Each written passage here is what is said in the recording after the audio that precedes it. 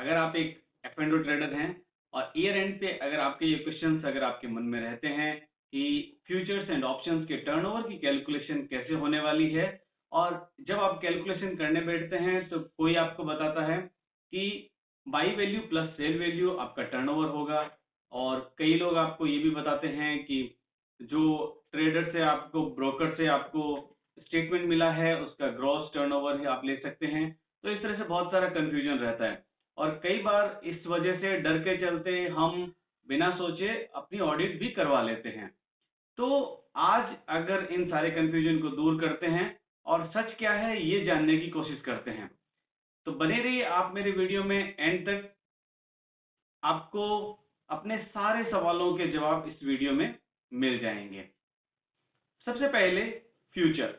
Future के बारे में बहुत ही ज्यादा कंफ्यूजन रहता है लोगों के मन में, क्योंकि फ्यूचर के टर्नओवर में लोगों को लगभग ये रहता है कि buy value plus sell value future में टर्नओवर होगा, लेकिन ये गलत है, ऐसा कुछ नहीं होता है। फ्यूचर्स के टर्नओवर की कैलकुलेशन आपके जो भी कंप्लीटेड ट्रेड्स हैं उनमें ग्रॉस आपका प्रॉफिट प्लस जो लॉसेज हैं उनकी एब्सोल्यूट वैल्यू, उनको टोटल करके हम टर्नओवर की कैलकुलेशन करते हैं। ना ही ट्रांजैक्शन वैल्यू, ना ही बाई वैल्यू, ना ही सेल वैल्यू। केवल जो आपके प्रॉफिट एंड लॉसेज होंगे उनकी जो एब्सोल्यूट वैल्यू होगी वो आपके टर्नओवर कैलकुलेशन में काम आती है। कंप्लीटेड कॉन्ट्रैक्ट मतलब क्या? कंप्लीटेड कॉन्ट्रैक्ट मतलब जो कॉन्ट्रैक्ट स्क्वायर ऑफ हो चुके हैं, यानी कि जिनका सेटलमेंट हो चुका है, चाहे फ्यूचर हो, चाहे ऑप्शंस हो, चाहे रिवर्स ट्रेड है, चाहे रोल ओवर ट्रेड है, सभी में आपको कंप्लीटेड कॉन्ट्रैक्ट्स ही कंसीडर करने हैं। तो ओपन पोजीशन का क्या करना है? ओपन पोजीशन को देखना ही नहीं है। क्यों नहीं देखना है इसके बारे में हम बाद में बात करते हैं। ऑप्शंस का टर्नओवर कैसे कैलकुलेट करेंगे? ऑप्शंस में तो बहुत ज्यादा कंफ्यूजन रहता है लोगों को प्रीमियम को लेके। ऑप्शंस में भी आपको अपने फेवरेबल और अनफेवरेबल जो डिफरेंसेस हैं उनका एब्सोल्यूट वैल्यू में टोटल करेंगे, वही आपका टर्नओवर होता है। लेकिन प्रीमियम लेना है क्या? प्रीमियम लेना है, लेकिन एक बार लेना है। अगर आपने प्रॉफिट्स की कैलकुलेशन के टाइम पे अगर प्रीमियम आपने ले लिया है ऑलरेडी, तो अब आपको प्रीमियम की वापस से ऐड करने की जरूरत नहीं है। यानी कि प्रीमियम ऐड होगा केवल एक बार। अगर आपने प्रॉफिट के टाइम पे ले लिया है तो टर्नओवर में नहीं होगा, वरना आपको टर्नओवर के टाइम पे कैलकुलेशन में ऐड करना है।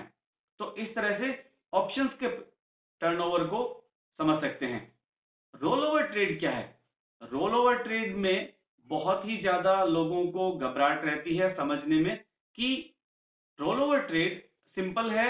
आपने एक महीने के यानी कि करंट मंथ के कॉन्ट्रैक्ट को क्लोज करा है, और नेक्स्ट मंथ एक अगर आप नए मंथ नेक्स्ट मंथ के कॉन्ट्रैक्ट में एंटर करते हैं, एक न्यू लेग ओपन करते हैं, तो जो कॉन्ट्रैक्ट आप स्क्वायर ऑफ कर रहे हैं या जिसमें आप सेटलमेंट कर रहे हैं, वो कॉन्ट्रैक्ट यानी कि करंट मंथ का आपका टर्नओवर में कैलकुलेशन होगा, और जो लेग आपने अभी ओपन करी है उसका कोई भी इफेक्ट नहीं आएगा टर्नओवर में।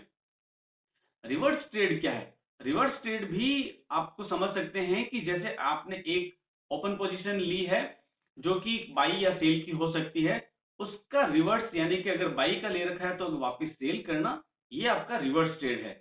ये भी सिंपल है। इसमें जब आप रिवर्स ट्रेड लेते हैं तो आपके टर्नओवर में कैलकुलेशन में आएगा। अब हम बात कर लेते हैं ओपन पोजीशन की। ओपन पोजीशन नॉर्मली 31 मार्च को आप लास्ट डे पे बैठे हैं और कुछ ट्रेड ऐसे हैं जो आप उस वक्त क्लोज नहीं कर रहे, तो क्या करना है उनका? जब तक उनमें प्रॉफिट या लॉसेज नहीं होते हैं तब तक हमें टर्नओवर में कैलकुलेशन नहीं करना है। ये सिंपल रूल है। तो इसका मतलब है ओपन पोजीशन जिनमें में अभी प्रॉफिट या लॉस नहीं हुआ है उनको हम ईयर एंड पे कंसीडर नहीं करेंगे टर्नओवर में। ये जब हम उसका रिवर्स ट्रेड लेंगे, जब जिस टाइम पे क्लोज होगा उस वक्त वो टर्नओवर में आएगा।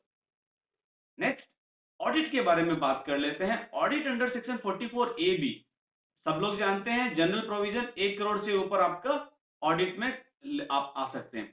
लेकिन यहां पर हमारे लिए थोड़ा सा अलग नियम है, क्योंकि आप as a F and trader आपका 95% मोर देन 95% आपका ट्रांजेक्शन डिजिटल ट्रांजेक्शन हैं।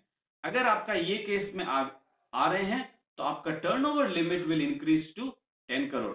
ये आपको बहुत ध्यान रखना है अपना, कि आप गलत ऑडिट में ना करवा लें। एक और सेक्शन है 44 AD, वैसे तो वो लैंड माइन कहूंगा मैं उसको, लेकिन वो आपको एप्लीकेबल है, आप करवाना चाहें तो उसमें 6% इनकम डिक्लेयर करना पड़ता है, लेकिन कंफर्ट एक बार का है और कंप्लायंस बार बार की है, ये आपको बहुत ध्यान रख के इसको ऑप्ट करना है।